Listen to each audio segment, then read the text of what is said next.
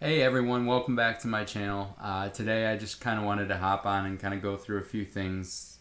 My new newsletter is coming out this weekend and it's regarding leasing and buying a car. I've had some questions and honestly we don't need a car right now. I mean, probably in a couple years we're going to start looking for a new one because my wife's car is getting up there in age. But a lot of questions about whether or not to lease, to buy. And so I figured I'd hop on and kind of look at the current climate and kind of maybe give you all some advice, just from my opinion and what I'm going to be discussing in my newsletter this week. Leasing and buying is, you got your leasers and you got your buyers. There's not usually too many middle grounds, I've noticed. Either you like one or you like the other one. So I did some polls this week.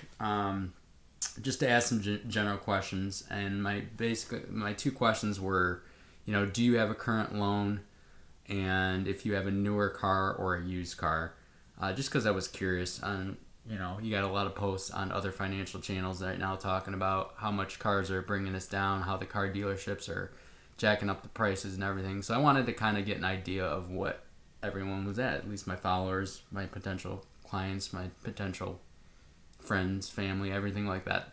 I would say both, over about 65% in both polls stated they had 10K or less in car loan debt and also owned a car that is 2 years or older. I call a used car 2 years or older personally.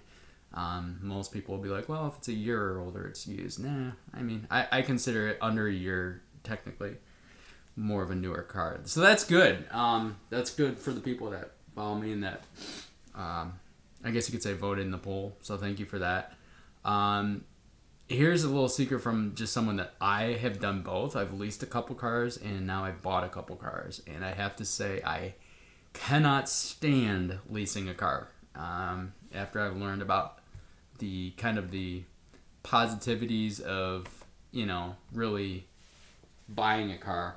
But I wanted to go over a few things, the pros and cons of leasing and buying in my mind, and maybe it can help you kind of guide your next purchase or your next lease. There are some pros of leasing. There's nothing wrong with it. You usually have a lower monthly payment, which a lot of people are looking for, depending if you're living very tight on a budget. And it's spread out over a certain lease period. It could be 2 years, 3 years, however long it is. So that's nice. It is significantly lower monthly payments usually. And you can switch it up after a few years. If you're a person that just constantly needs something new or, needs a new car every couple of years and just gets bored with it, you have the abilities to do that at the end of the 36 months or whatever you do. You just move on. You go to get a new car, or if hey, this is a good car and I'm in a position right now where I can only afford a certain amount of monthly payments, then I will get a car that I really want, maybe you're a younger child or a teenager or something like that. That's a whole different ballgame. And sometimes they give you some cool add-ons for leases as well. So like oil changes and some other benefits. But they do that with buying too. I mean, they did it in lease at my dealership when I bought my car. Personally, some leasing cons though. I just, it usually costs, and it just usually costs more than an equivalent loan because you're paying really for the car during the time when it is also like rapidly depreciating in cost.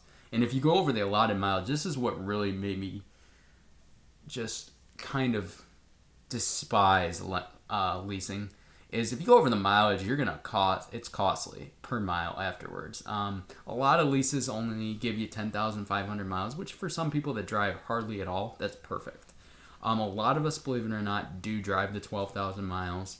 Some of us drive 13, 15,000. Some people that travel further for work can drive 18 to 20,000 miles, I've seen, believe it or not. So, it's different monthly payments as it goes up. If you start at 10.5, 11.5, 12.5, whatever it is, it goes up. And if you get to the 12 or 13,000 miles, usually the monthly payment by that point, from what I've seen over the years, isn't that much less than just buying a car for that and not worrying about that mileage. Just something to think about. And you got to keep the car in good shape. Any damages and wear and tear is just going to cost you big time at the end. I mean, they're just going to take it off the payment for them to, or the total of the car when you turn it back in. So something to think about. My personal buying pros is you own the vehicle. It's yours to keep. You know, you have no worries of going over mileage or any other factors. You know, if you damage it, you will have to get it fixed. But you can sell it when you want to, as long as there isn't like a loan attached. Obviously, you want to pay off your loan if you have a loan first before you sell it. And you can customize the car however you want. If you want tinted windows, you want different wheels on it, you can do anything. The only downfalls that I could think of when I was buying, off the top of my head, honestly, was the higher the mileage. If you drive a large amount, the less of the resale is going to be in the end. So it's going to be worth a lot less if you drive a lot. Usually a higher payment, but like I said earlier, depends on how much mileage you're doing in the leasing. Since you're paying the loan, interest, and taxes and everything else, it's going to be a higher payment if you buy it. That's just something to think of. But honestly, it depends on your credit, and you know, if you put any down payment on it too, your payment might not be that much more than leasing. What else? You know, you have to deal with like selling the car when you get a new car. So I personally had a 10-year-old car at the time. I got a new one a couple years ago, and I just privately sold it to someone my wife's used to work with, her son, that really needed it. And it worked out great, and we went to the credit union, got everything stamped out, and everything was great. Everything went well. But a lot of times I hear people of just headaches or turning it back into the dealership, and they're going to give you a lot less money for it than what you think you can get. So it's just kind of a headache when you go to get a new car. That's something to think about. So in a short summary, it is easier in my mind to buy a vehicle. It'll be less headache overall. But it depends on your situation, you know. If you're going to drive the car into the ground for 10 years or however long, buying is great. If you're not, and you're uncertain, or you need a monthly payment that's a lot lower right now, leasing might be good, because maybe you're getting a promotion or get a new job in the next couple of years, and then you can buy a car that you really love, you know. Right now, I was kind of shocked. I was just curious. I went on my Honda's website. Local Honda is what I have. I love Honda, by the way. They're just so reliable. I was curious. I just looked up some used cars because I'm more of a used car person, not a new car person. And I looked at it. They had a 2018 HRV, which is what I have. And in my mind, I know about the rough price. It was like 102,000 miles, you guys. I mean, that's not even coming up on maybe 4 years. 4 years? That's what, 25,500 per year? Someone was driving that car a lot. And it was over $18,000 on sale, you guys. $18,000. I guarantee you, last year that was probably maybe 14,000, 13,000, something like that.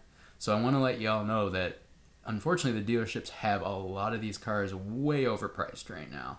And that's not to knock on the dealerships, you know, it is what it is right now with inflation and everything costing more for them for parts and to get the cars. And I get it, but just think about that. You know, if you have a car that you can manage to get by, unless it's just undrivable and unsafe, keep it right now. I mean, it's September 28th. I'm making this video. Keep it right now.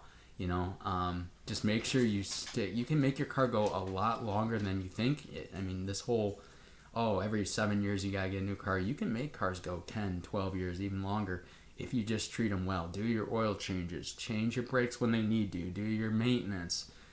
You know, my old car that was 10 years old, I probably could have kept maybe another year in my case, but I needed a bigger car for, you know, our growing family, obviously. And honestly, at 10 years, I had to change about $1,500 worth of brakes and some other things, and then that was my last straw. That's always my last straw, is if I'm at like 9 or 10 years and I just spent $1,500 and the car was only worth $3,000 or whatever, $4,000. I mean, think about that. You know, it was time to get something more reliable that I was going to keep for the next 10 years now, and bigger personally for my family. So that was just something to think about. But you can keep your car a lot longer if you do the maintenance, you guys. That's what I want to make sure you understand. So anyways, just some thoughts on the current car loan versus buying process and kind of where we are in terms of this. Hopefully this was helpful. If you know anyone that this might help, make sure you share this video with them. Obviously, if you want to see more videos like that, check out my other videos, subscribe, share this, like it, do whatever you need to do. And yeah, I'm glad I was able to have this talk today. Hopefully this was helpful. And I'll see you all in the next video. Have a wonderful day.